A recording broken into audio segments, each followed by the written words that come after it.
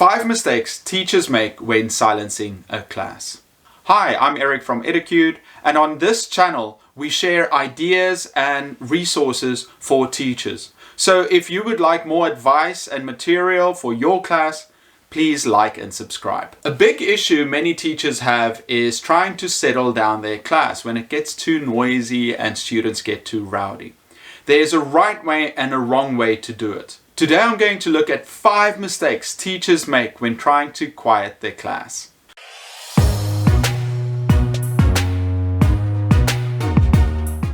Number 1, trying to shout them down.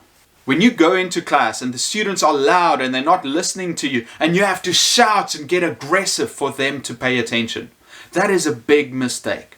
Because as soon as you have to raise your energy and you get angry, you have fallen into their trap and they know that you have lost the battle. Mentally, you've told yourself, I need to shout and be aggressive to get these students to keep quiet. And they're going to make a game out of it. They're going to see how far can they push you each time. So don't get angry, don't shout, don't be aggressive. Save that for a desperate situation. As the teacher, as the adult in the room, you should remain calm and they're looking towards you for guidance. As a leader, you don't put that negative emotion into your teaching. Stare them down with a smile on your face and wait for them to get quiet.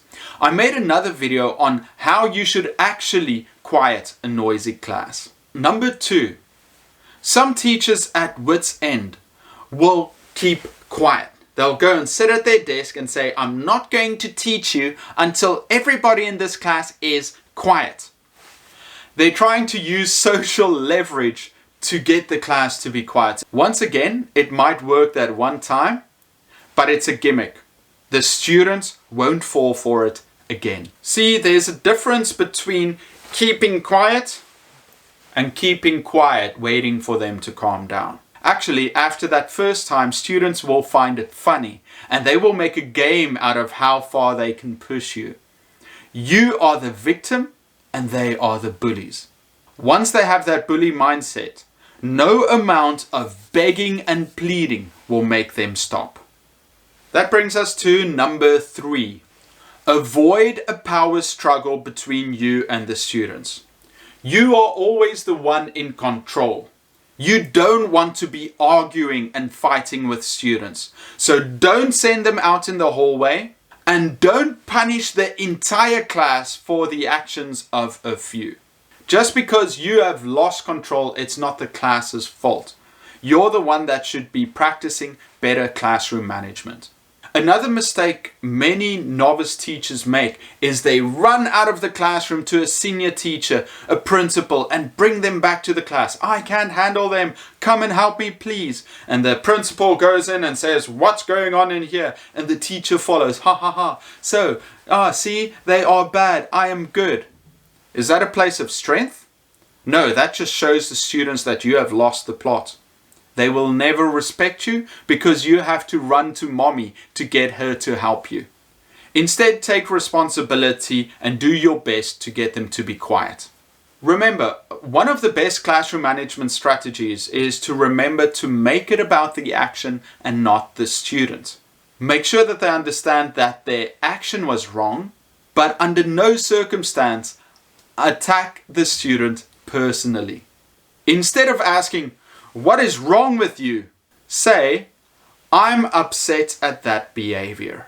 So the students know that you like them, but you're not going to put up with that behavior. Number 4, gimmicks on the internet.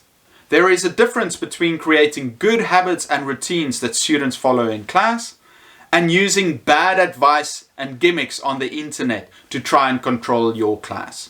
A common one is flicking the lights on and off, or using a bell, or using some kind of app that they can listen to. Some teachers use bells and whistles, and that might work if you use it in the correct way. But most of these are desperate attempts from teachers with little confidence and power in the classroom. Think about one of the best teachers you've ever had. Did they use a bell that they need an app to control the classroom? No, they've grown in power and in confidence, and they know exactly how to treat their students. So you shouldn't put all your hope into temporary solutions. They are only band-aids for classroom management. Number 5, pleasing the ringleaders. You have 1 or 2 difficult students in your class, so you give them some kind of role or authority over the other students. You think it's a good idea because now you keep them busy and you can teach the rest of the class. But actually, you are giving away your power. You are basically saying, I can't control the class on my own. I'm going to beg the troublemaker to be good so I can teach the rest of the class. It does not work. Once again, it's going to work maybe once or twice, but the other students will resent you, and that student will get bored of their role and they will start to rebel again in a different way. You should rather keep on improving your classroom management skills to get the students to quiet down. That way, you keep your respect. And let me be clear, I'm not saying don't give students roles in class to make them feel like they're part of a community and to give them responsibility. I'm saying don't give away your power to students who do not deserve it. Okay, so everyone, what did you think? What mistakes have you made in your classroom? Put them in the comments below. I'm Eric from Educute, and I'll see you next time.